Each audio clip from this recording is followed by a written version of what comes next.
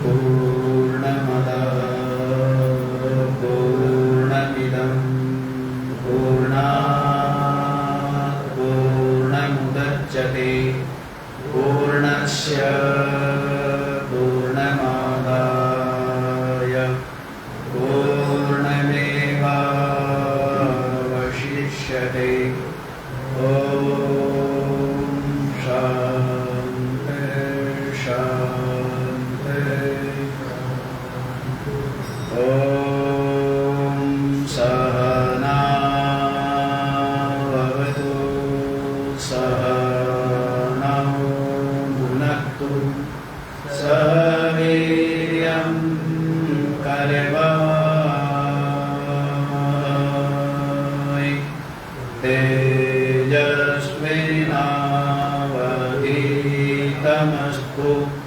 मा विद्विषावहै। ॐ शान्ति शान्ति शान्ति।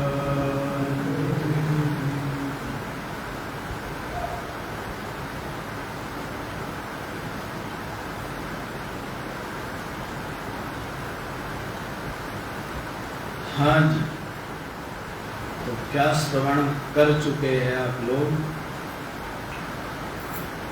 कठोपनिषद के अंतर्गत यमराज और नचिकेता का संवाद आप लोग श्रवण कर रहे हैं और इसमें लोक परलोक और मोक्ष तीनों की प्राप्ति का साधन ये बतला दिया। लोक की प्राप्ति हो और परलोक की प्राप्ति हो और मोक्ष की प्राप्ति, है ना, अलग अलग चीज। लोक में संपन्नता हो और सुखमय जीवन, लोक की प्राप्ति, मान सम्मान हो लोक, उसको क्या प्राप्त हो गया? लोक प्राप्त हो। तो लोक कैसे प्राप्त हो? धर्म संयुक्त पुरुषार्थ करने से क्या होगा? लोक प्राप्त हो। धर्म के मार्ग पर चल करके और पुरुषार्थ करने से क्या प्राप्त होता है? लोक प्राप्त, है ना। और लोक प्राप्ति का मतलब बहुत बड़ा महल बना लेना नहीं है। लोक प्राप्ति का मतलब है यदि छप्पर में भी शरीर स्वस्थ है, मन प्रसन्न है, अपने चित्त में संतोष है, तो उसको लोक मिलता है। लोक का मतलब ये नहीं है कि बहुत ज्यादा समृद्धि हो, तो चिंता बनी हुई है, द्वेष बना हुआ है, ईर्ष्या बनी हुई है, तो उसको लोक प्राप्त नहीं है। छप्पर में है भले ही शरीर स्वस्थ है, मन प्रसन्न है, मन में संतोष है, हर प्रकार से संतोष है, तो वो उसको लोक प्राप्त। परलोक प्राप्ति तो सत्कर्म करने से, परोपकार करने से, विभिन्न प्रकार के यज्ञ याग आदि करने से और विभिन्न प्रकार की उपासना और भक्ति करने से क्या प्राप्त होता है? परलोक प्राप्त। परलोक बहुत लंबी श्रृंखला है? परलोक की क्या है? स्वर्ग भी बोलते हैं और अनेकों प्रकार के गोलोक, साकेत लोक, वैकुंठ लोक हैं, जितने भी लोक है ये सब के सब क्या होते हैं? जो आपको बताए हैं साधन हैं, तो उन साधनों के द्वारा परोपकार करता है कोई व्यक्ति, भूखों को भोजन कराना, प्यासों के लिए प्याऊ लगवाना, कुआं खुदवाना, धर्मशाला बनवाना, औषधालय बनवाना है, तो इन सब कामों से स्वर्ग आदि की प्राप्ति। तो ये परलोक के साधन होंगे। उपासना करने से, भक्ति करने से तो परलोक प्राप्त हो जाता है। जितने भी लोग कहे सब परलोक में आ जाए, कोई सतलोक, सचखंड, ये सब जो है ये सब परलोक में ही आएंगे, मोक्ष में नहीं आएंगे। मोक्ष में क्या आएगा? मोक्ष में तो अपने मन का अपने में ही लीन हो जाना, इसी का नाम क्या है? मोक्ष। अपने में ही समा जाना। अपना ये जो मन है, क्योंकि ये जो मन है यही सब कुछ जान रहा है। मन से देख रहे हैं ना, मन से ही सुनते हैं। सब कुछ किससे होता है? आंखें खुली हो, मन कहीं और गया हो तो पता लगता है क्या क्या हुआ? कोई आपको आवाज लगा रहा है, आपका मन कहीं और गया हुआ है, कान तो खुले थे लेकिन सुनाई पड़ता है क्या? क्योंकि सुनते किससे? सुनना, देखना सब कुछ मन पूर्वक ही होता है। तो ये जितना भी अनुभव करता है लोक को या परलोक को, ये मन ही अनुभव करता है। अभी आप सो जाए, बारिश हुई, धूप हुई, कौन आया कौन गया पता लगता है क्या? तो सब कुछ किससे जानते हैं? कौन अनुभव कर रहा है? मन ही तो अनुभव कर रहा है। अब जीवित हो, मर गए, ये भी कौन अनुभव कर रहा है? मन ही। सब कुछ तो मन ही। दिन है, रात है, सुबह है, शाम है, कौन अनुभव कर रहा है? कौन जान रहा है? मन ही तो जान रहा है ना। जो व्यक्ति समाधि में है या मूर्छित है या कोमा में है तो उसको कुछ पता लगेगा क्या? है? उसको नहीं पता लगता। तो ये जो मन है यही सारे जगत को, लोक परलोक को जानता है। और जब ये मन वासना रहित हो जाए, जो रोज रोज बोल ही रहे, क्या बोल रहे हैं? मन वासना रहित हो जाए और इस मन की मृत्यु हो जाए, जो बारंबार वो साथी बोलती है ना, माया मरी न मन मरा, मर मर गए शरीर, और आशा तृष्णा ना मरी, कह गए संत कबीर। तो आशा तृष्णा नहीं मरी, इसलिए मन और माया नहीं मरा, है ना। बाकी शरीर तो मरते गए ना। शरीर तो पता नहीं कितने मरे। शरीर मरते रहते हैं, जन्मते रहते हैं, लेकिन क्या नहीं मरा? आशा तृष्णा नहीं मरी और मन और माया नहीं है। आशा तृष्णा मरे तो मन मरे, और मन मरे तो माया मरे। समझ आई बात? क्या आशा तृष्णा मरे तो क्या मरेगा? फिर मन का नंबर आएगा, मन मरेगा। मन का मरना यही है कि वृत्ति का लय हो जाना, विचार का लय हो जाना, ये मन का मरना। ठीक है। तो फिर आप सोच सकते हैं कि व्यवहार कैसे होगा जी? है? तो व्यवहार हो जाता है। जैसे पहले चाबी भरी हुई है तो उससे, जैसे गाड़ी जो है ना ढलान पर है, इंजन भले ही बंद हो गया, तेल भले ही समाप्त हो गया, लेकिन उसके पश्चात भी गाड़ी चलती है ना। तो वैसे ही गाड़ी जो है वो प्रारब्ध से चलती है। लेकिन मन में जैसे पहले राग था या संसार के प्रति सत्य या महत्व बुद्धि थी, या संसार में जो संसार को पाकर के सुखी होना चाहता था, इस प्रकार के जो भ्रांतियां थी वो सब भ्रांतियां दूर हो चुकी है। तो इस कारण से वो क्या है, जैसे है ना भाई, एक व्यक्ति को तो कभी ये चाहिए, कभी ये चाहिए, कभी एक ये चाहिए, और एक को कुछ चाहिए नहीं, तो कहते बोल देते ना कि इसका तो भाई मन मरा हुआ। क्या बोलेंगे? हैं? इसको तो जैसा मिल जाए वैसे में ही, यही बोलेंगे ना।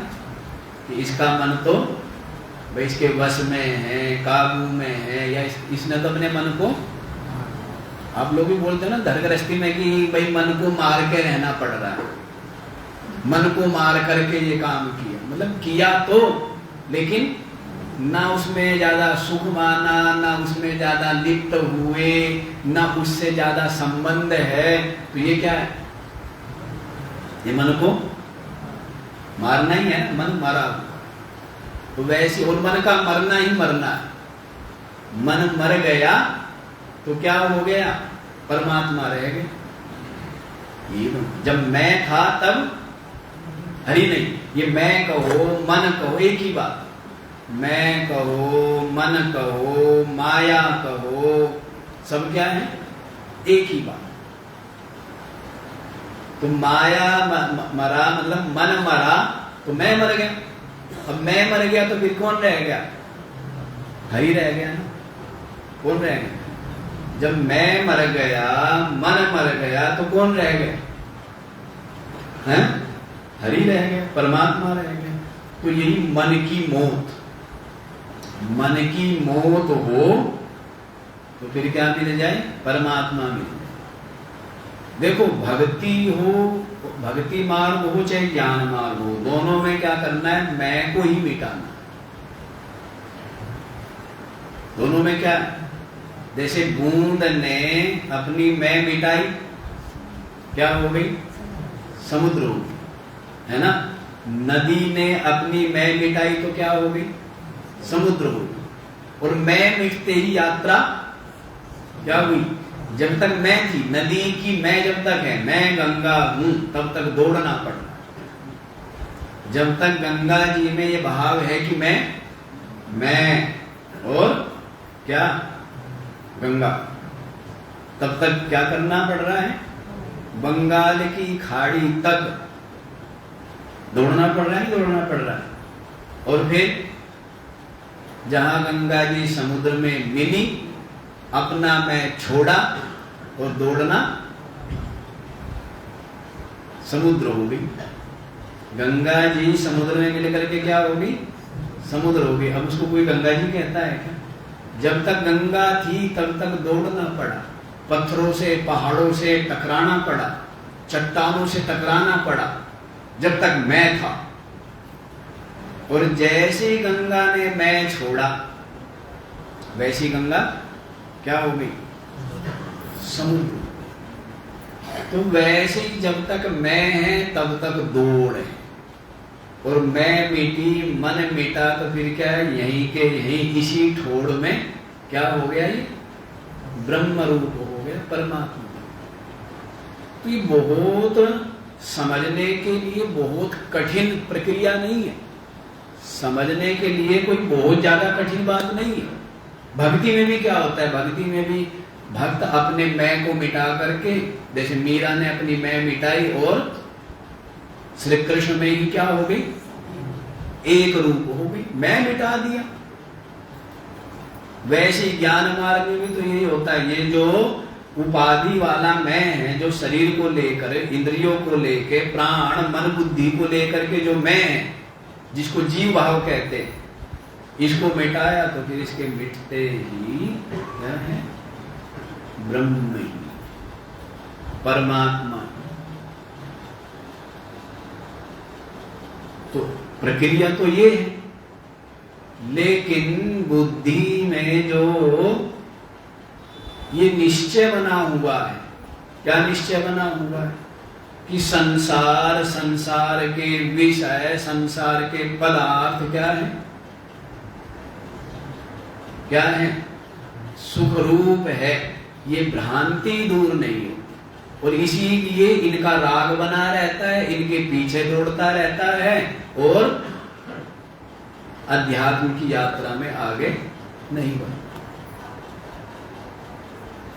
ये जो भ्रांति, अब भ्रांति क्यों कह रहे हैं इसको? भ्रांति इसलिए कह रहे हैं कि संसार में इतने पद, इतने पदार्थ, इतनी प्रसिद्धि, सब कुछ व्यक्ति ने पा लेता है, और सब कुछ पा करके भी दुख मिट जाते हैं क्या? सुखी हो जाता है क्या?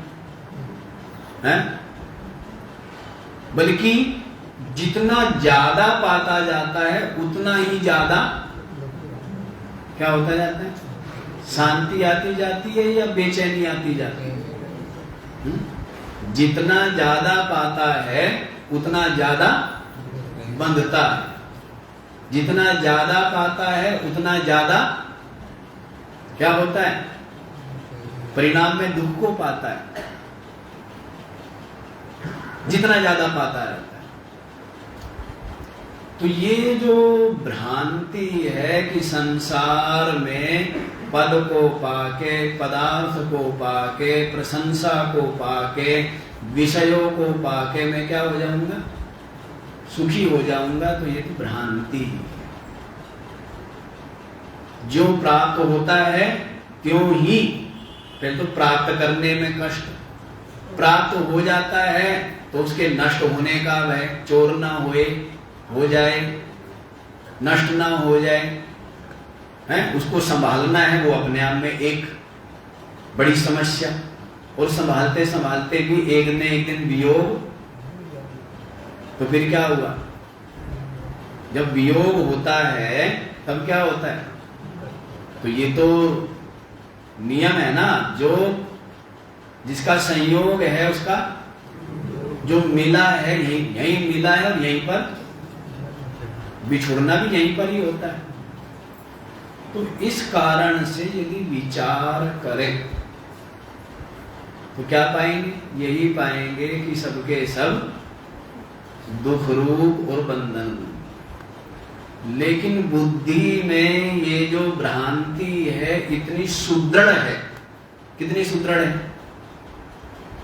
कितनी सुदृढ़ है कि संसार में सुख है, विषयों में सुख है, और संसार के अभ्युदय में क्या है, सुख है। ये जो भ्रांति है कैसी बैठी है, दृढ़ होकर के बैठी है ना, नहीं बैठी। अब एक चीज देखो, चलो धन को ही ले लीजिए, भाई धन है गुजारे के लिए तो ठीक है, लेकिन जितना अधिक होता है उतना ही ज्यादा चोर ना चुरा ले, संबंधी ना मांग ले, या सरकार ना देख ले, और उससे हमें मिलता क्या है कि केवल हम उसको संभाल करके रख पाते हैं, बाकी तो जो अपने उपयोग में आ गया, अपने काम लिया, वो तो ठीक है गुजारा, और उससे अधिक जो है बस उसको तो हम संभालने में ही जीवन बीत गया, उसका हमें भय चिंता अलग से प्राप्त। तो जितना भी ज्यादा प्राप्त होता है उतना ही ज्यादा उपयोग, सदुपयोग हो शरीर निर्वाह के लिए आवश्यक है, लेकिन जो अधिक होगा वो तो केवल चिंता को ही देता है, चिंता को देता है ना। नहीं, 2 रोटी थी खाली, अब रोटी यदि बची हुई है और डर ये रहेगा कि कोई दूसरा उठा के न ले जाए। मान लीजिए कोई स्टेशन पर बैठा है, सामान, एक के पास सामान ही नहीं है, उसको किस बात का डर है, और एक के पास सामान है तो उसको क्या रहता है, डर रहता है, नहीं रहता, तो निरंतर ये डर रहता है कि उठा के न ले जाए, डर रहता है। तो इस तरह विचार करें तो संसार में, इसका मतलब क्या है, पुरुषार्थ ना करे क्या है? तो उसके लिए मना ही नहीं है, लेकिन इस बात को बुद्धि में रख के, बुद्धि में इस बात को रख के तब संसार में अपना जो भी पुरुषार्थ है, व्यवहार है, वो सब, लेकिन उसको ही अपने जीवन का सबसे बड़ा लक्ष्य बना लेना, जबकि लक्ष्य तो क्या है, लक्ष्य क्या है, लक्ष्य है परमात्मा को प्राप्त करना। लक्ष्य क्या है कि हम इसी मनुष्य जीवन को प्राप्त करके मोक्ष पाएं। अच्छा, मोक्ष प्राप्त कब करनी चाहिए? कब करनी चाहिए? शीघ्र से शीघ्र कर लेना चाहिए ना। शीघ्र से शीघ्र, जैसे किसी व्यक्ति को नशे का व्यसन है तो कब छोड़ना चाहिए उसको? वो नशे की जो आदत है उससे मुक्ति कब पानी चाहिए? हैं? वैसे विषयों का जो बंधन है उनसे मुक्ति कब पानी चाहिए? ऐसी अज्ञान का जो बंधन है उससे मुक्ति कब पानी चाहिए? अच्छा, व्यक्ति मुक्त होकर के क्या होता है? क्या होता है? जैसे कोई नशा करता है और उसने नशा छोड़ दिया, नशे से क्या हो गया? मुक्त हो गया। क्या होता है? पहले कितना बंधन था, कितनी बेचैनी थी, कितना गुलाम था, कितना बेचैन था, नहीं? और अब क्या है? अब गुलामी नहीं है, अब बंधन नहीं है, अब उसकी जरूरत नहीं है, उसके बिना क्या है? सुखी। मुक्त हो गया, नहीं हो गया? नशे से मुक्त हो। इसी प्रकार विषयों का बंधन, इसी प्रकार क्या है? इंद्रियों के द्वारा जो विषयों का सेवन है और उसमें क्या है? विषयों में राग बना हुआ है। और राग क्यों बना हुआ है? इसलिए बना हुआ है कि उनमें क्या माना हुआ है कि सुख। जबकि आप देखो तो बंधन है, नहीं है? गुलाम बनाते नहीं बनाते? अब हम उनको चाहते, क्या है? उसको चाहते कि किसी को क्या है? रसना, ये जो रस है, ये जो विषय, रस विषय है ना, कि भाई मीठा होना चाहिए। तो ये क्या हो गया? इस मीठा, इस रस का क्या है? उसको चाहिए ना। अब नहीं मिला तो क्या होगा? बंधन हो गया, नहीं हो गया? ये बंधन, जो विषयों का चाह रखना है, उनकी प्राप्ति के निरंतर प्रयत्नशील रहना, तो उसका गुलाम ही बन गया ना वो। और जैसा मिले वैसा ही भूख दूर करने के लिए खा ले, तो फिर क्या है? वो बंधन। 5 विषय है ना, रोज रोज चर्चा कर रहे हैं। शब्द, स्पर्श, रूप, रस और गंध, ये 5 विषय बोलते हैं। 5 विषयों में लटपट रहता सदा मति का कूर, उनको सुख सपने में ना रहे साहिब से दूर। क्या बोला है? 5 विषयों में लटपट रहता, सदा मति का कूर। मति, उसकी बुद्धि क्या है? बिल्कुल कुत्ते की तरह। उसकी बुद्धि क्या है? जैसे कुत्ता निष्प्रयोजन घूमता रहता है, या जैसे कुत्ता जो है हड्डी को चबाता है और उसमें रस, उसमें स्वाद, उसमें सुख मानता है। हड्डी चबाता है ना, और क्या मानता है? उसमें रस आ रहा है, स्वाद आ रहा है, सुख मिल रहा है।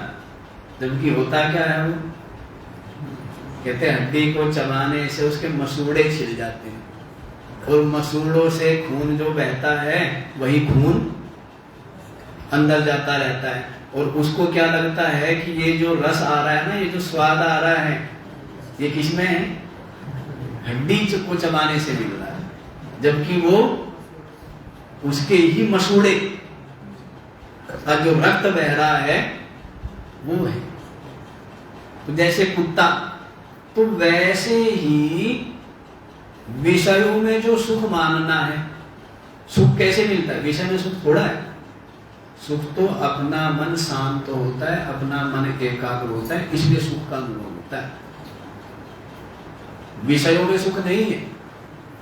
यदि मान लीजिए कोई बहुत बड़ी वस्तु आपको मिलेगी हैं, और आप बड़े सुखी हुए, और अचानक से आपको कोई शरीर में कष्ट हो गया, तो अब वो वस्तु तो सामने है, वो आपको सुख दे रही है क्या? यदि उसमें सुख होता तो अभी भी सुख देना चाहिए उसको। तो सुख उस वस्तु में नहीं है, सुख किसमें है? मन के शांत। सुख किसमें? वस्तु में सुख नहीं है। अभी आप ये देखो, गर्मी में पंखा सुख देता है और सर्दी में कंबल सुख देता है। तो पंखे से शरीर की गर्मी दूर हो रही है, तो उस कारण से आपका मन शांत हो रहा है। मन शांत हो रहा है, इसीलिए आपको क्या अनुभव हो रहा है? तो मन के शांत होने से सुख का अनुभव हो रहा है, न कि पंखा सुख नहीं दे रहा है। यदि पंखा सुख देता तो यही पंखा सर्दी में सुख क्यों नहीं देता? यही पंखा सर्दी में क्या देता है? सुख देता है, दुख देता है। क्यों? क्योंकि उसके कारण से शरीर और ज्यादा ठिठुरता है और मन उसके कारण से और ज्यादा अशांत होता है ना? और इस कारण से आप क्या अनुभव करते हो? दुख का अनुभव करते हो ना? तो सुख क्या है? विषय में नहीं हुआ ना, पदार्थ में नहीं हुआ, मन के शांत होने। मन शांत हो गया तो सुखी। समझ आ रही है बात? तो ये बात है। तो विषयों का बंधन, जैसे नशे का बंधन है, वैसी क्या है? विषयों का बंधन है। समझ आ रही है बात? और जैसे नशा क्या समझता है नशेड़ी, कि नशा करने से क्या हो गया? हमें क्या हो गया? सुखी हो गया। क्या समझता है? वैसे ही जो विषयी व्यक्ति है वो क्या समझता है? इन विषयों के प्राप्ति से, इन विषयों के सेवन से मैं क्या हो गया? सुखी हुआ या दुखी हुआ, गुलाम हुआ, बंधन में पड़ा। तो लेकिन ये बात समझानी है धीरे धीरे। इसी बात को तो कह रहे हैं कि बुद्धि रूपी सारथी के द्वारा ये बात मन को क्या करनी है, और बहुत गहराई में ये बात बैठी हुई, बहुत गहराई। लेकिन व्यक्ति बस दौड़ता रहता है, चलता रहता है, जीता रहता है, और इस बात को जानते हुए भी और इस बात से अनजाना होते हुए भी कि सबका वियोग, सबका बिछोह अवश्यम भाव। लेकिन इस बात को भूला भी रहता है और इस बात को जानता है, फिर भी याद नहीं रखना चाहता। जबकि ये क्या है?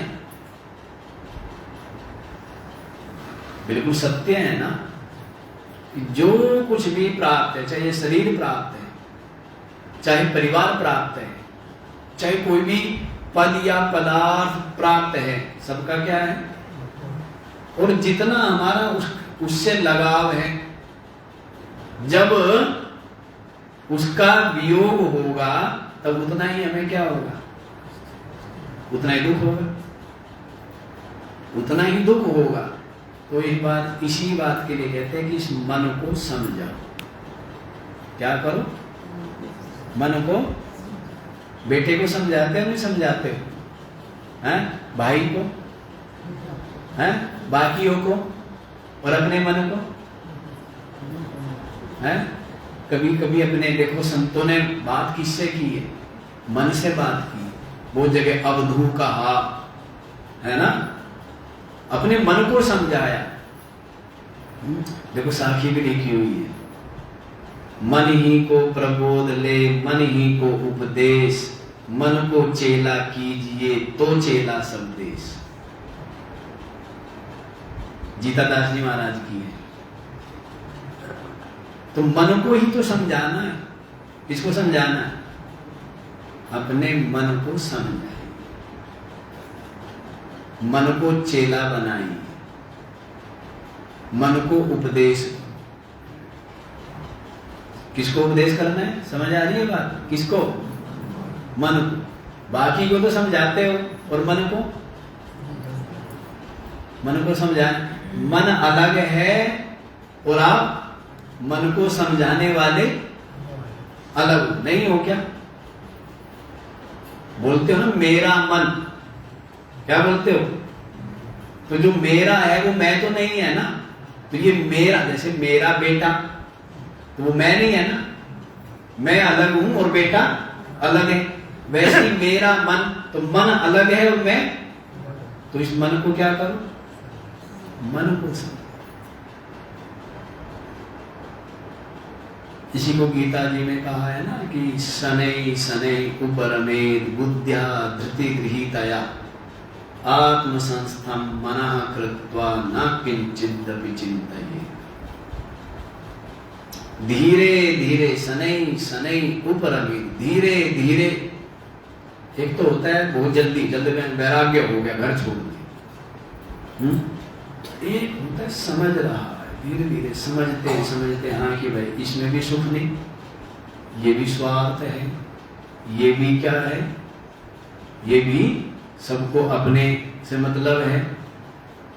तो धीरे धीरे समझ समझ करके जो वैराग्य होता है ना, वही वैराग्य है। कोई भी चीज जो धीरे धीरे आती है ना वो ठहरती है, जो तेजी से आती है, जितनी तेजी से आई ट्रेन उतनी तेजी से, वैसे जितनी तेजी से धन आएगा उतनी तेजी से धन, और धीरे धीरे धन आया है ना, तो वो धन क्या होता है? क्योंकि परिश्रम से आया, वो धन परिश्रम से आया।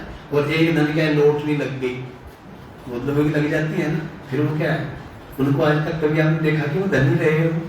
बताओ, जिनको कहीं लॉटरी मिल गई है वो धनी रह पाए? पता नहीं लगता कहां चला गया। नहीं, क्योंकि जो अचानक से आया है वो अचानक से ही, और जो धीरे धीरे आया है ना वो क्या होगा? वैसे अचानक से वैराग्य हो गया, क्या हुआ? कैसे हुआ वैराग्य? अचानक से। तो अचानक से हुआ वैराग्य क्या होगा? ठहरता है? नहीं ठहरता। अचानक से क्यों हुआ? क्योंकि कोई बहुत बड़ी समस्या आ गई, कोई बहुत बड़ी विपत्ति आ गई, कोई बहुत बड़ी प्रतिकूलता आ गई, तो क्या हो गया? वैराग्य हो। तो ऐसा जो वैराग्य है वो ठहरता है क्या?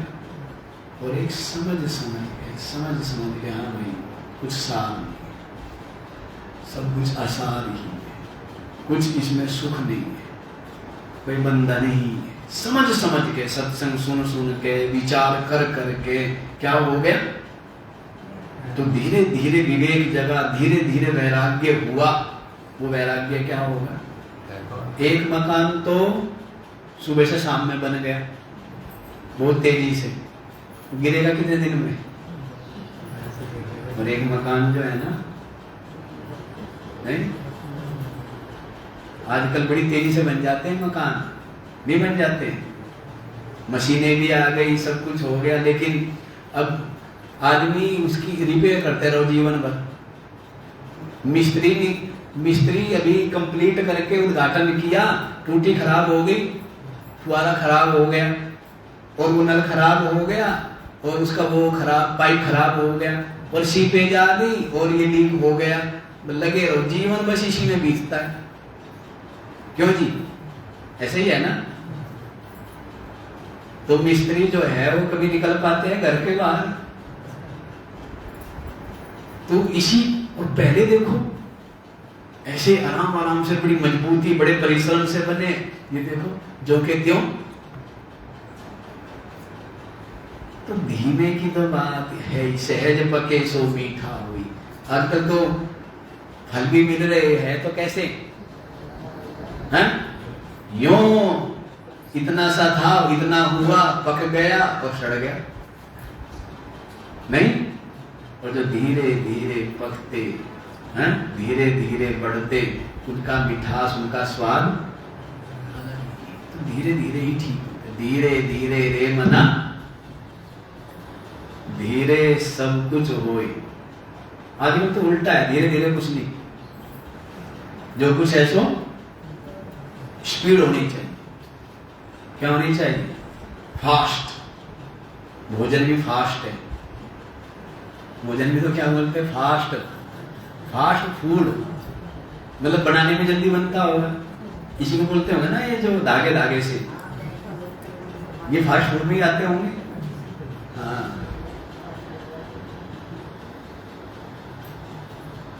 तो फास्ट है, स्पीड की बात है, तो स्पीड वाला का तो क्या है, और जो धीरे धीरे हुआ है ना, वही उसमें ही स्वाद, उसी में मिठास, उसमें ही ठहराव।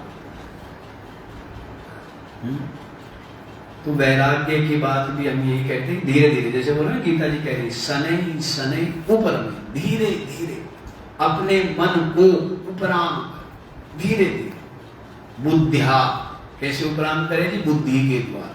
कैसे बुद्धि? बुद्धिया धृति गृहीतया, धैर्यशाली बुद्धि के द्वारा अपने मन को धीरे धीरे संसार से हटाए। अचानक से हटा ले, अचानक से जो हटाए, मैंने भी बताया ना, अचानक से जिसने हटा लिया तो फिर क्या होता है?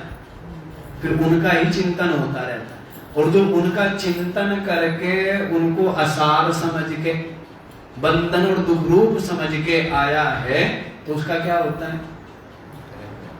उसका हट गया, उसका क्या हुआ? उसका जो विवेक है, उसका जो वैराग्य है, वो ठहरता है। समझ आ रही है बात?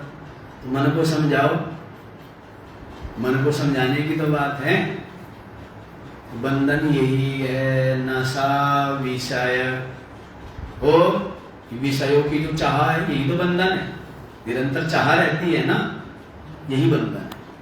और इसी कारण से जो चाह कहो, आशा तृष्णा को, एक ही बात है, चाह कहो या आशा तृष्णा नहीं मरी तो मन नहीं मरा, मन नहीं मरा तो माया नहीं मरी, माया नहीं मरी तो परमात्मा नहीं मरा। और मन और माया के मरते ही क्या हो गए? यही के यही परमात्मा मिल गए। तो मोक्ष की बात हम करते, लोक की बात होगी, परलोक की बात होगी, ये मोक्ष की बात हुई।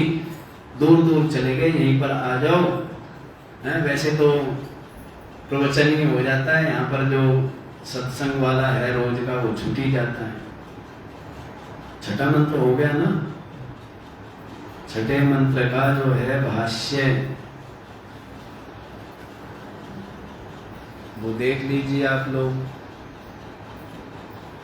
तो यहां पर कल क्या बताया हुआ है? शरीर रूपी रथ है। क्या क्या बताया हुआ है? शरीर रूपी रथ है, और इसमें इंद्रिया रूपी घोड़े लगे हुए, और मन रूपी लगाम है, और बुद्धि रूपी किसके हाथ में है? वो लगाम बुद्धि रूपी सार। बुद्धि की महिमा है सारी, सारी महिमा किसकी? बुद्धि से ही राम है, बुद्धि से ही रावण है, बुद्धि से ही सज्जन है, बुद्धि से ही दुष्ट है, बुद्धि से ही साधु है, बुद्धि से ही राक्षस। किससे? है ना? जिसकी बुद्धि में क्रोध है, अहंकार है, द्वेष है, ईर्षा है, हिंसा है, उसकी बुद्धि क्या है? वही रावण। और जिसकी बुद्धि में प्रेम है, जिसकी बुद्धि में करुणा है, जिसकी बुद्धि में क्या है? सेवा का, सहयोग का, अपनत्व का भाव है, वो क्या है? राम। समझ आ रही है बात? बुद्धि से ही तो है, या शरीर से है? कि भाई जिसका शरीर ऐसा हो वो राम, और जिसका शरीर ऐसा हो वो, जिसके सर पर सींग हो, है? वो क्या हुआ? वो रावण, राक्षस। ऐसा ऐसा नहीं, विचार से ही है। जिसके विचार सात्विक है वो क्या है? राम। और जिसके विचार तामसिक है वो क्या है? समझ आ रही है बात? जैसे विचार होंगे वैसा ही तो आचरण होगा। यदि हृदय में दया है तो बाहर भी क्या होगा? दया का ही व्यवहार होगा ना। और अंदर यदि द्वेष है, ईर्षा है, दुर्भाव है, क्रूरता है तो बाहर भी हिंसा करेगा, बाहर भी हिंसा। तो बुद्धि की सात्विकता राम और बुद्धि की मलिनता तमोगुण, यही लाभ। तो सारी महिमा किसकी हुई? बुद्धि की तो है, इसकी महिमा है। तो बुद्धि रूपी सारथी है। अब जहां लेकर के जाए गाड़ी को, सारथी के हाथ में है ना, जहां लेकर के जाए। तो इस शरीर रूपी गाड़ी को कौन लेकर के जाता है? सत्संग में लेके आया, कौन आया है? और जुआ घर लेकर के गया, कौन गया है? तो ड्राइवर ठीक होना चाहिए, है ना। ड्राइवर कौन है? ये बुद्धि ही ड्राइवर। और कह महाराज जी बुद्धि हमारी जो है मजबूत हो रही, इसको जो है ना वो मन हरा देता है। बुद्धि को क्या करता है? बुद्धि को मन हरा देता है। तो तगड़ा कौन हुआ? मन तगड़ा या बुद्धि तगड़ी है? मन तगड़ा हो गया, जबकि तगड़ा किसको होना चाहिए भाई? जिसको भोजन कराओगे तगड़ा वही होगा ना। एक तगड़ा है और एक कमजोर है, तो क्यों? जिसको खुराक मिल रही है वो क्या रहेगा? और जो खुराक जिसको नहीं मिल रही है वो क्या रहेगा? तो खुराक किसको मिलती है? मन को। बुद्धि की खुराक क्या है? सत्संग, सदग्रंथ, सज्जनों का संग, सत्कर्म, ये क्या है? ये बुद्धि की खुराक है। और मन के हिसाब से जीते रहना, खा लेना, पी लेना, पहन लेना, मन के हिसाब से चलना, ये सब क्या किसको खुराक मिल रही है? तो मोटा कौन होगा? हैं? तो खुराक समझ के बुद्धि की खुराक क्या है? सत्संग करना, सदग्रंथ पढ़ना, सज्जनों का संग करना और सत्कर्म करना। ये किसकी खुराक है? किसकी खुराक है? बुद्धि की खुराक। इससे क्या होगी? बुद्धि बुद्धि मजबूत होगी। फिर जीतेगा कौन? देखो, आत्मा रूपी राजा है, बुद्धि रूपी रानी और मन रूपी मंत्री। समझ आई बात? आत्मा रूपी राजा, बुद्धि रूपी रानी है। लेकिन चलती किसकी है? राजा तो अपनी चलाता नहीं है? और राजा की चलती भी नहीं। चलनी किसकी चाहिए? रानी की। किसकी चलनी चाहिए? रानी की तो चलती है या राजा की चलती है? और भी जो समाज है उनमें भी देखते हो ना, जैसे मधुमक्खियों का समाज, उन सब में वैज्ञानिकों ने शोध किया है तो उनमें बताते हैं किसकी चलती है? रानी मक्खी की चलती है ना, है? तो रानी की चलती, राजा को ज्यादा मतलब नहीं है। राजा तो खाली क्या है?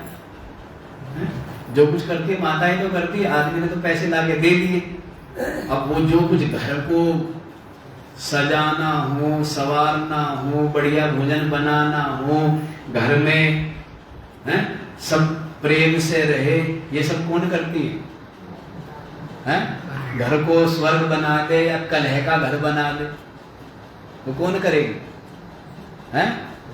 वो रानी के ही हाथ में है ना। तो इसलिए राजा तो खाली क्या करता है? राजा के हाथ में कुछ नहीं होता। आदमी तो बेचारा विवश होता है। आदमी तो घर के अंदर भी जाए तो कहना खास के जाना पड़ता है? आदमी तो घर के अंदर घुसने की भी परमिशन नहीं है। नहीं, राज किसका है वहां पर?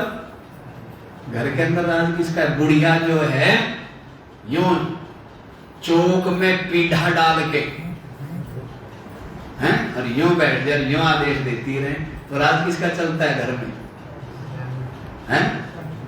रानी का ही चलता है ना राज। अब वो तो बेचारा विवश है नहीं, और उसको जैसा पाठ ये पढ़ा दे वैसे ही पढ़ता रहता है, क्योंकि कड़ी तो वही है ना बीच की। तो मंत्री जो है, मन रूपी मंत्री राजा, तो उस पर नियंत्रण रखता ही नहीं, लेकिन किसका नियंत्रण होना चाहिए? रानी का नियंत्रण होना चाहिए। नौकर चाकरों पर नियंत्रण किसका रहता है? ये माई ठीक नियंत्रण रखती है ना। ये थोड़ा ज्यादा क्या होती है, आप लोग तो कहोगे कि ज्यादा ये कोमल होती है, लेकिन ये कोमल नहीं होती है, ये ज्यादा व्यवहारिक होती है। और आदमी ज्यादा भावुक होता है, लेकिन समाज उल्टा समझता है। आदमी ज्यादा भावुक होता है, भावनाओं में बह जाता है, और ये ज्यादा भावनाओं में नहीं बहती, ये ज्यादा व्यवहारिक होती। व्यवहारिक माने प्रैक्टिकल है, ऐसा ही है नहीं है? हाँ, आदमी ज्यादा हो सकता है क्रोध में बह जाए, हो सकता है दया में बह जाए। तो इसलिए रानी का नियंत्रण होना चाहिए किसके ऊपर? बुद्धि का, बुद्धि रूपी रानी का नियंत्रण। आत्मा तो केवल बैठा है, आत्मा तो कुछ करता नहीं है। सारी ताकत किसको दी हुई है? बुद्धि। रानी को सारी ताकत दी हुई है, लेकिन हो गई गड़बड़। चालाक आदमी नौकर होना, वो क्या करता है? वो अपनी मनवाता रहता है, नहीं मनवाता रहता। तो बुद्धि रूपी मंत्री रखा था, सेवा करेगा हमारी, लेकिन ये क्या हो गया? यही मालिक बन के बैठ गया। जैसे नौकर ही, घर के मालिक आदमी होते हैं या नौकर होते हैं? आपके घर के मालिक कौन है? कौन है आपके घर के मालिक? नौकर भोजन बनावे तो भोजन बने, कपड़े धोवे तो कपड़े धोवे, सफाई करे तो इंतजार कर रहे कौन करेगा सफाई। तो मालिक कौन हुआ? वो इंतजार कर रहे हैं या आप कर रहे हो? हैं? कौन वेट करता है? तो फिर नौकर कौन हुआ? वो क्या हुआ? वो मालिक है, वही मालिक है। तो इसलिए चलो बुद्धि रूपी सारथी की बात है।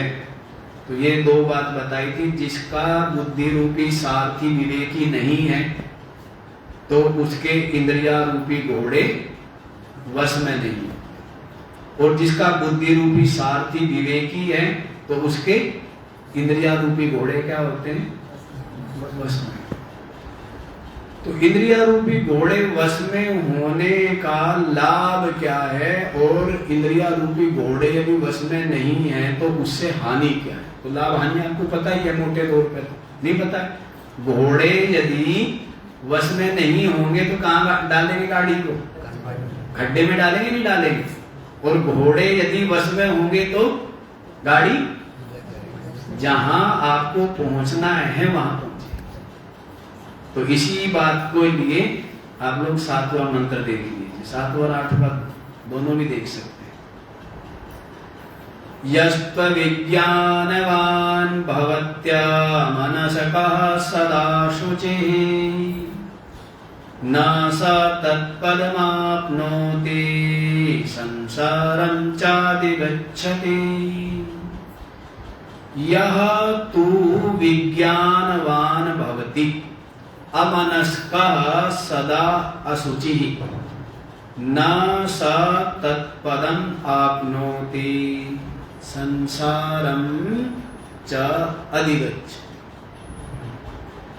यह तू अविज्ञानवान भवति, जिसका सारथी कैसा है? अविज्ञानवान है। अविज्ञानवान माने सारथी कौन है? सारथी कौन है? भूल गए? बुद्धि। सारथी कौन है?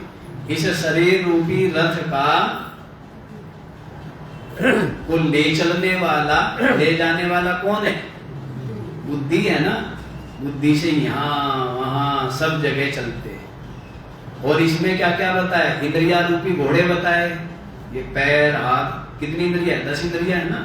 5 ज्ञानेंद्रिया, 5 कर्मेंद्रिया। तो ये क्या है? कुछ लाइट करती है, लाइट भी तो है ना। जैसे आंखों का काम क्या है? लाइट करना पैर का काम क्या है? टायर वाला काम है। चलते कौन है? पैर चलते हैं ना। वैसे तो क्या बताया?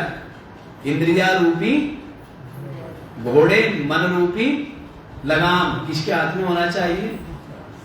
बुद्धि रूपी सारथी। इस बात को मत बोलो, किसकी बात चल रही है? बुद्धि की बात चल रही है। तो कह रहे हैं जिसका सारथी विज्ञानवान नहीं है, यस्तु अविज्ञानवान भवति, जिसका बुद्धि रूपी सारथी विज्ञानवान नहीं है, विवेकी नहीं है, समझदार नहीं है, अमनस्कः सदा अशुचि। अमनस्कः वो उसका जो मन है वो क्या रहता है? नियंत्रित रहता है क्या? उसका जो मन है वो ठहरा होता है, चंचल होता है, काबू में नहीं है। अमनस्का सदा अशुचि, सदा ही मन क्या रहता है उसका? अपवित्र रहता है। सदा ही मन का क्या रहता है? जिसका बुद्धि रूपी सारथी विवेकी नहीं है, उसका जो मन है वो क्या रहता है? चंचल रहता है और अशुचि, अपवित्र रहता है। सदा ही क्या रहता है? मन अपवित्र रहता है ना। ईर्षा, द्वेष, दुर्भाव, कपट, निंदा, ये रहता है ना। तो उसका मन क्या रहता है? सदा अशुचि रहता है, अपवित्र रहता है। तो उसके लिए कहा गया है ना स तत्पदमाप्नोति संसारम चादि गच्छति। ये शरीर रूपी रथ मिला था मोक्ष पाने के लिए, कल बताया था ना।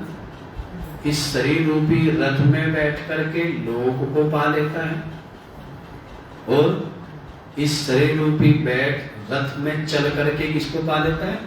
परलोक को पा लेता है। और इस शरीर रूपी रथ के द्वारा किसको पा लेता है? मोक्ष। पहुंचना कहाँ है? मोक्ष में पहुंचना नहीं पहुंचना है, नहीं तो फिर 84 लाख योनियों में कीट पतंग। अभी तो लगता है कि सब कुछ ठीक है, क्या जरूरत है महाराज जी मोक्ष? जरूरत क्या है? हमें तो कुछ ऐसी जरूरत महसूस होती नहीं है, लेकिन पता नहीं किस जन्म के क्या कर्म, क्या संस्कार, किस वासना से इस जीव को किस योनि में जाना पड़े। और मनुष्य शरीर पा करके कौन सा सुख के सागर में डूबा हुआ है? मनुष्य शरीर पा करके भी कौन से सागर में डूबा हुआ है? चिंता के सागर में। कौन से सागर में डूब रहा है? चिंता, अशांति, भय, इसी में है ना। ये बहुत आनंद आ रहा है, इतना आनंद आ रहा है कि महाराज, आनंद आ रहा है नहीं आ रहा? वैसे तो आनंद आना चाहिए, लेकिन आनंद कब आएगा? आनंद तभी आएगा या तो आपके पास इतना ज्ञान हो या फिर इतनी भक्ति। दो ही चीज से व्यक्ति सुखी हो सकता है। बाकी कोई बहुत धनी है इसलिए सुखी, आज तक देखा? या बहुत गाड़ियां है इसलिए सुखी है, या बहुत बड़ा परिवार है इसलिए सुखी है? कोई नहीं मिलेगा। यदि कोई व्यक्ति सुखी मिलेगा, हम बारंबार ये बात कहते हैं कि उसके जीवन में या तो उतना विवेक, उतना ज्ञान हो, या फिर क्या हो? भक्ति। केवल वही व्यक्ति सुखी मिलेगा, बाकी कोई मिला है? बाकी दुनिया में क्या देखो, क्या क्या है? सब चिंता, अशांत, असंतुष्ट। संतुष्ट है? सब असंतुष्ट, अपने से भी असंतुष्ट, अपने धन से भी असंतुष्ट, अपने मकान से भी असंतुष्ट, अपनी गाड़ी से भी असंतुष्ट, अपने बच्चों से भी असंतुष्ट। सबसे क्या है? असंतुष्टि है ना, संतुष्टि है? अपने आप से संतुष्ट नहीं, अपने आप से खुश नहीं है। उन्हें तो कहें अपने आप से खुश हो, ऐसा सकारात्मक भाव रख करके, अरे मैं स्वस्थ हूं, छोटी बात नहीं, सारे अंग प्रत्यंग सब स्वस्थ है, छोटी बात नहीं, है ना। और सारे अंदर के लीवर, किडनी, फेफड़े, हैं, हृदय, सबके सब बहुत खुश होना चाहिए। हो लेते हो कभी कभी कि महाराज जी खुश होने की फुर्सत ही नहीं। मैं तो कई लोगों को कहता हूँ कि लोग इतना मकान बनाते हैं सुंदर, इतने बढ़िया बढ़िया, उसमें लकड़ी के, शीशे के सब काम कराते हैं। तो मैं उनको कहता हूँ भाई इस घर में जब आता हूँ ना, ये इनको देख देख के खुश भी मैं ही होता हूँ, तुम लोगों को तो खुश होने की भी फुर्सत नहीं है। करोड़ों रुपए लगा लिए मकान में, लेकिन उस चीज को देख के भी खुश नहीं होते हैं कि कम से कम भाई इस लकड़ी को टेढ़ा मेढ़ा करने में, चित्रकारी में है इतनी मेहनत की, इतना धन लगाया, तो देख करके कम से कम महाराज जी हंसने की फुर्सत ही नहीं है, नहीं होगी। इतनी असंतोष, इतनी उदासी हृदय में निरंतर भरी हुई है, सवार है कि व्यक्ति जी ही नहीं पाता, सुख ही नहीं ले पाता, आनंद ही नहीं ले पाता। इतने जबकि भारत में त्योहार बनाए हैं ना, वो इसीलिए बनाए हुए कि जीवन एक उत्सव है। जीवन, अब होली है, अब दिवाली है, अब रक्षाबंधन है, अब ये सब किस लिए? जीवन में जीवन नीरस ना हो, जीवन में क्या बनी रहे? उत्साह बना रहे, एक सरसता बनी रहे, एक आनंद बना रहे, एक उल्लास। लेकिन व्यक्ति जीता कैसे है? जैसे इसको पीट करके बैठाया, उदास, निराश, चिंता, दुखी, क्या हो गया भाई? आनंद स्रोत्र बह रहा पर तू उदास है, अचरज है जल में रह के भी मछली को प्यास है। बहुत खुश, इतना खुश, इतना खुश, इतना खुश होना चाहिए है कि दुनिया आपसे चिढ़े। तो मजाक में कह रहा हूं, मतलब दूसरा है मेरा, इतने खुश, इतने खुश, इतने खुश रहो कि आपको देख करके कोई व्यक्ति उदास, निराश हो, वो भी क्या हो जाए? वो भी अपना दुख भूल जाए। मतलब मेरा वो है, वो चिढ़ने वाली बात थोड़ा सा कहने आसानी से समझ में आ जाती है जी। इतना खुश रहना चाहिए। समस्या क्या है? समस्या तो है ही। हम लोगों से कहा करते हैं, कई जगह जाते हैं कि कोई कहते हैं कि मैं बहुत दुखी हूं। मैंने कहा सारे जितने भी तेरे दुख है ना, मेरे पास लिख के रहा, एक भी दुख नहीं रहे, अभी के अभी सुखी हो जाए। जितने भी दुख है तो दुख माने हुए, दुख है नहीं। दुख सारे के सारे दुख माने हुए। दुख कहाँ है बता दो? क्या दुख है? यदि रोटी नहीं मिली, देखो ये दुख है। और शरीर में ये बीमारी है, देखो ये दुख है ना? बताओ, करो अब हमारा दुख दो तो करूँ या रहने दो? बताओ, मैं कभी कर दूंगा। शरीर में रोग है तो व्यक्ति दुखी है नहीं है? भूख लगी हुई है और भोजन नहीं मिल रहा है तो क्या है? दुखी है नहीं है? और सर्दी से शरीर ठिठुर रहा है, कंबल नहीं है तो दुखी है नहीं है? तो दुखी रहने दो या सुखी कर दो? ये बताओ। अभी सुखी कर देंगे हम तो, बिना कंबल के कर देंगे, बिना कंबल के, बिना भोजन के, बिना दवाई के कर दे क्या? बताओ। कह महाराज जी ना, हम तो दुख तो हमारा कंबल है, उसको तो हम साथ लेके सोते हैं। कर दो दुख दूर, नहीं कर दो? देखो, बात समझने की। यदि आपको भूख लगी है और आपको भोजन नहीं मिल रहा है तो ये आपका प्रारंभ है। आपने कभी भूखे को भोजन नहीं कराया होगा, है? भूखे को भूखा छोड़कर खुद छक छक के खाया होगा, है ना? तो ये प्रारब्ध है। दुखी होने से, रोने से तो वो दूर होने वाला। थोड़ा धैर्य रख। श्री कृष्ण गीता में अर्जुन को क्या कहते? अर्जुन कहता मेरे दुख दूर कर दो, कर दियो दुख दूर। अर्जुन के, पांडवों के श्री कृष्ण ने दुख दूर कर दिए ना। श्री कृष्ण गीता में कह रहे हैं आगमा पाइनो नित्यास्तांस्तितिक्षस्व भारत। हे अर्जुन, ये सुख दुख आने जाने वाले हैं, इनको सहन कर। क्या बोला है?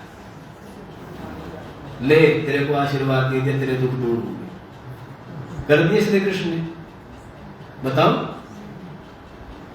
श्री कृष्ण ने अर्जुन के, पांडवों के दुख दूर कर दिए। क्या बोला है? भाई ये तेरे कर्म के भोग है, हाँ सुख दुख तो आएंगे, मैं तुझे ऐसा ज्ञान दूंगा, ऐसा विवेक दूंगा, तू विचलित नहीं, तेरा धैर्य बना रहे। बाकी सुख दुख तो कर्म के भोग है, तो भोगने ही पड़ते। देह धरे का दंड है, सबका हुको होए, ज्ञानी काटे ज्ञान से, मूर्ख काटे। तो जो शरीर के प्रारब्ध है, जो किए हुए कर्म है, वो तो भोग नहीं। श्री कृष्ण कहने लगे भाई सारी दुनिया मेरा आज्ञा रोते हैं, यदि मैं भी रो पड़ूं तो? श्री कृष्ण कहने लगे 14 साल तक अपने माँ बाप का मुंह नहीं देखा मैंने, क्या मेरे बराबर दुखिया कोई होगा क्या? पर सब अपने अपने दुख सुनावे, मैं अपना दुख किसे सुनाऊं? श्री कृष्ण कह रहे हैं कि सारी दुनिया अपने दुख अपने से फुर्सत, मेरी सुने कौन? अपनी कहने से फुर्सत नहीं है दुनिया को, मेरी कौन सुनेगा? क्या मैं तो इतना अभागा हूं। श्री कृष्ण कह रहे हैं कि मैं इतना अभागा हूं कि मेरे माँ बाप कहां पड़े हैं और मैं कुछ भी नहीं कर पाया। 14 साल के बाद मैंने उनका क्या किया? उनका मुख देखा। तो दुनिया जो है वो अपने दुखड़े तो मेरे पास ले लेके आती है, लेकिन मेरे दुखड़े सुनने की किसी के पास फुर्सत है क्या? तो श्री कृष्ण कहने लगे मैं कहा अपने दुखड़े रहूं। तो मतलब ये है, श्री कृष्ण यही कहते हैं कि कर्म के भोग है ये तो, हाँ भक्ति करने से एक शक्ति, एक सामर्थ्य, एक आशीर्वाद है, ये व्यक्ति को क्या होता है? अनुभव में आता है, और कष्ट का समय यूं बीत जाता। समझ आ रही है बात? अवश्य में भुगतम, कर्म का जो फल है वो तो भोगना ही पड़ता है। तो श्री कृष्ण ने ज्ञान दिया अर्जुन को, विवेक दिया श्री कृष्ण ने, अन्यथा सुख दुख तो भोगने पड़ेंगे। तो वैसे ही भाई तेरे को भूख लगी है, भोजन नहीं मिल रहा है, तो यही तेरा प्रारब्ध है, धैर्य रख, सहन कर, पुरुषार्थ। एक व्यक्ति थोड़े से परिश्रम में ही सफल हो जाता है, एक व्यक्ति इतना परिश्रम करता है लेकिन सफल ही नहीं हो पाता है। तो वो अपने कर्मों के कारण ही ना, किसी जन्म के पाप उसका रास्ता रोक रहे हैं, और किसी जन्म के पुण्य व्यक्ति को राह दिखा रहे हैं। है सब अपने ही, समझ आ रही है बात? है सब क्या? अपने ही कर्मों का रूप।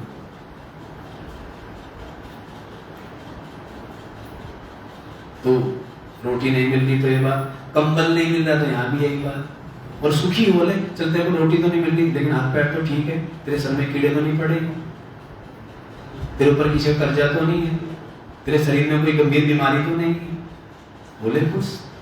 रोटी तो नहीं है ना, बाकी क्या नहीं है तेरे पास, तो खुश हो जाएगा नहीं हो जाएगा? तो हम तो ये कहा करते कि दुख है कहां, दुख तो यूं उड़ जाए,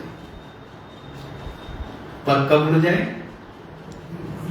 जब विवेक है। और जिसको विवेक नहीं है, सब मोह है, सब शरीर भी स्वस्थ, महल में रह रहा है, सब प्रकार की संपन्नता है, सब प्रकार का आनंद है, परिवार में भी सबके सब स्वस्थ है, लेकिन उसके बाद भी वो बिना बात अनहुई चिंताओं में, उसी में डूबा रहता है।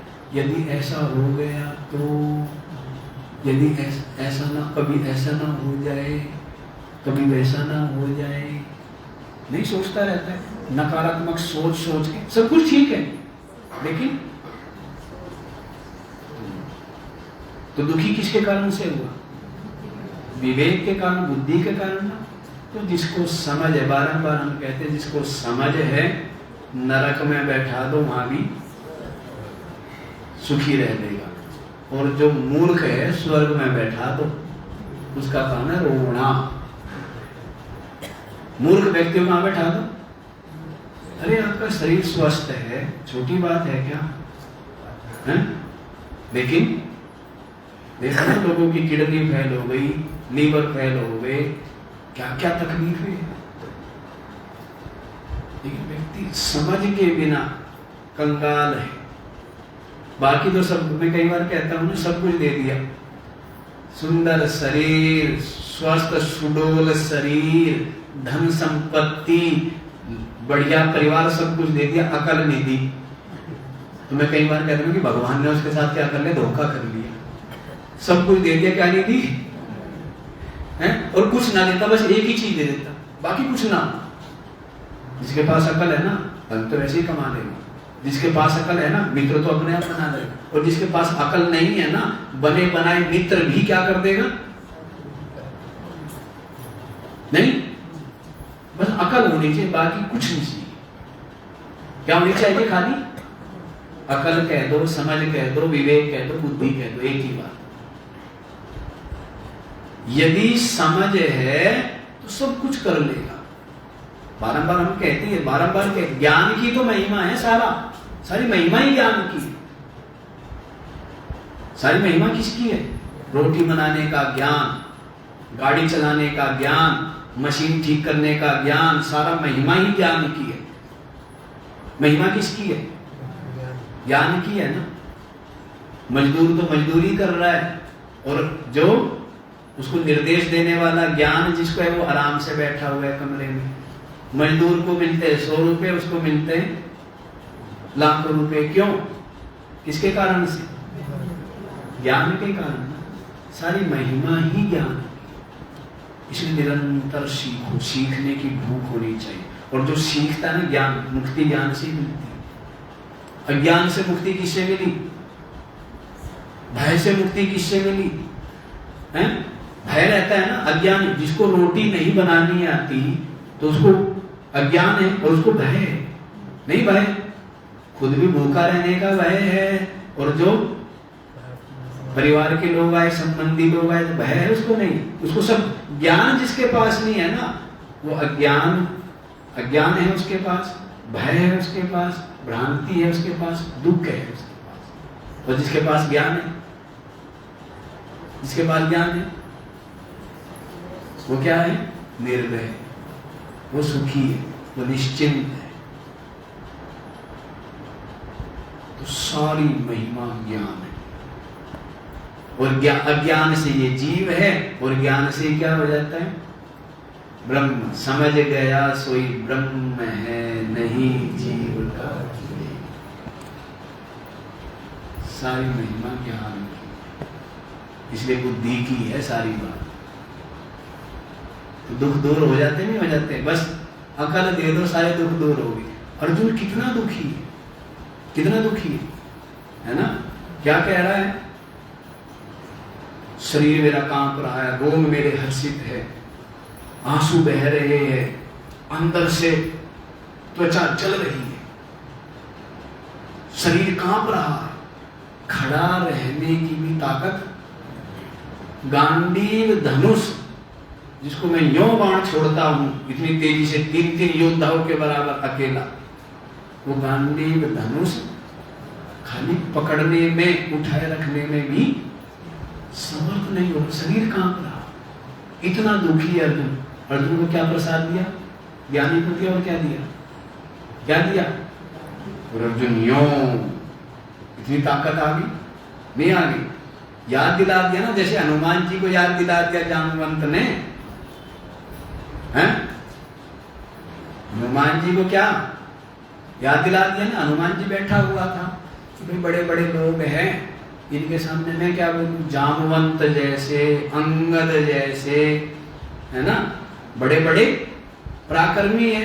हनुमान जी बैठा हुआ था अपना, वहीं चुपचाप बैठे रहो।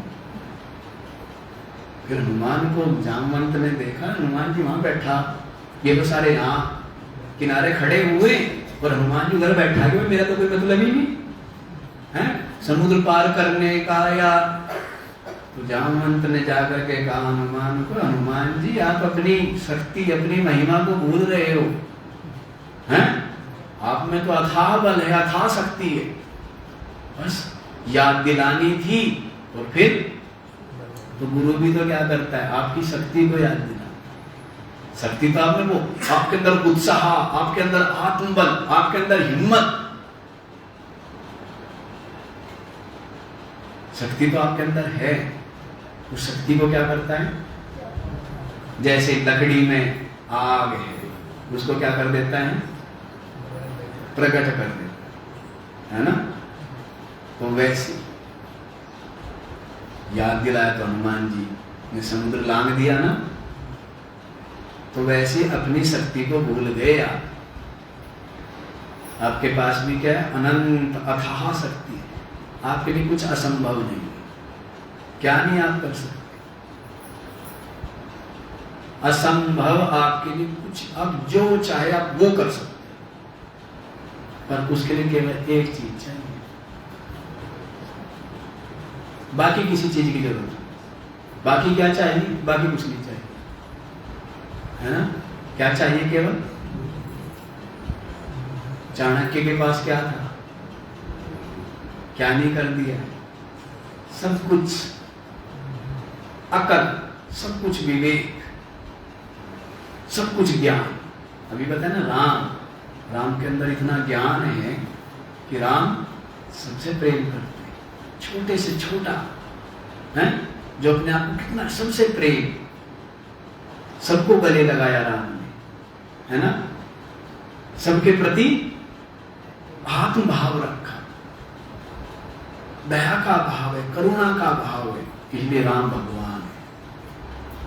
इसीलिए राम क्या हुए, क्यों, जो सबको गले लगा रहे, सबसे प्रेम कर रहे, जिसके अंदर कोई अपना पराया नहीं है, जिसके अंदर सबके प्रति क्या है, अपनत्व का भाव, इसलिए वो राम भगवान। तो सब कुछ ज्ञान से ही तो है, सब कुछ। तो इसलिए ज्ञान यदि है तो जीवन में कोई दुख, शरीर में रोग है भाई, तेरे कर्म का भोग है, रोने से तो दूर होने वाला है नहीं। हाँ, उपचार करा, बाकी प्रारब्ध की बात है, स्वस्थ होना होगा तो अभी ठीक हो जाएगा, और दुख भोग लिखा होगा तो क्या होगा, है? कई बार पानी पास में रखा रहता है, आदमी पूरी रात प्यास में गुजर जाती है, नहीं गुजर जाती, नहीं गुजर जाती है। ये तो नाटक होता रहता होगा आप लोगों के साथ भी, हैं? पास में कंबल पड़ा हुआ है बिल्कुल, और रात जो है घंटों ठिठुरता रहा, नहीं ठिठुर, कंबल नहीं था, संदूक में नहीं था, बेड में नहीं था, कहां रखा था, पैरों में पड़ा था, और बल्कि पैर के ऊपर पड़ा था, और फिर भी सर्दी, रात कैसी बीती, होता है नहीं होता है, ये होता है प्रारब्ध। इसी का नाम प्रारब्ध है कि तब तक अकल काम करेगी। चलो देखो, समय हो गया बहुत ज्यादा है, और हम तो, हमारी तो बात करना है, हमारी बात तो जो है बात चलती रहेगी। तो इतना ही रख लीजिए। तो यहाँ पर यही बताया था कि वो उस पद को प्राप्त ना सा तत्पदम आपनोति संसारम चादि गच्छति, वो संसार में ही जाता है, संसार को ही पाता है, जिसकी बुद्धि रूपी साथी विवेकी नहीं है, मन जिसका असंयत है, अपवित्र है, मतलब दुनिया भर की वासना जिसके चित्त में है। तो ऐसा जो जीवात्मा है वो उस पद को प्राप्त नहीं कर पाता, संसार में ही जाता। चलो इतना ही कह करके यहीं पर समाप्त करेंगे, बाकी का विचार कल को। पूर्णमिदं पूर्णात् पूर्णमुदच्यते